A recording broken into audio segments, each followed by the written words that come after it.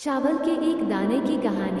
द्वापर युग में पांडव वनवासी का जीवन जी रहे थे और महाकपटी दुर्योधन हस्तिनापुर में एक राजविलासी जीवन जी रहा था। एक दिन महर्षि दुर्वासा अपने शिष्यों के साथ हस्तिनापुर अतिथि बनकर पधारे थे। दुर्योधन ने काफी अच्छे तरह से उनका आतिथ्य किया। इसी पवित्र कार्य के बीच दुर्योधन ने अपने मामा शकुनी के साथ मिलकर पांडवों को परास्त करने की एक नई योजना बनाई। जब महर्षि दुर्वासा ने कहा कि हम अब भोजन करेंगे, तब दुर्योधन बोला कि ऋषियों को भोजन करना तो एक महापुण्य का कार्य है, लेकिन महर्षि दुर्वासा मैं आपसे अनुरोध करता हूँ कि इस महापुण्य को प्राप्त करने का अवसर भ्राता युधिष्ठिर को देना चाहूँगा। इतना कहकर दुर्योधन ने महर्षि दुर्वासा और उनके शिष्यों को नजदीक के वन में बसे युधिष्ठिर की कुटिया में भोजन करने के लिए भेज दिया, क्योंकि वो जानता था कि दोपहर के उस समय पांडव द्रौपदी सहित खाना खा चुके होंगे और कुटिया में अन्न शेष नहीं होगा।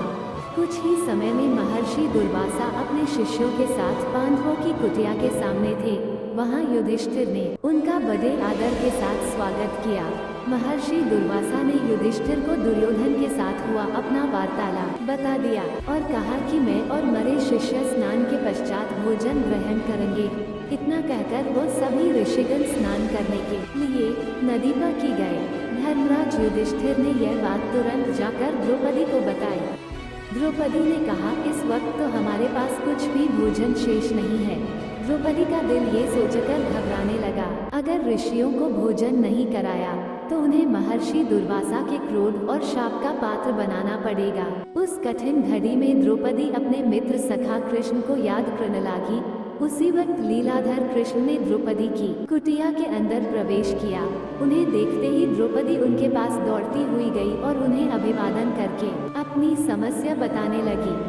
कृष्ण ने कहा, द्रौपदी तुम्हारी समस्या को कुछ समय के लिए भूल जाओ और सबसे पहले मुझे कुछ खाने को दो, मुझे बड़ी जोरों की भूख लगी है। तब द्रौपदी ने अक्षयपात लाकर कृष्ण के हाथ में दिया, साथ ही अपनी समस्या भी बताई। महर्षि दुर्वासा और उनके शिष्य कुछ देर में भोजन करने के लिए आने वाले हैं, लेकिन घर में तो जरा सा भी भोजन शेष नहीं है। द्रौपदी की बात सुनकर कृष्ण मुस्कुराए और पात्र में देखने लगे। उस पात्र में चावल का सिर्फ एक दाना बचा था। वो देखकर भगवान कृष्ण बोले, ये क्या, इसमें तो बहुत खाना बचा है। और वो चावल का वह बचा हुआ दाना उन्होंने खा लिया।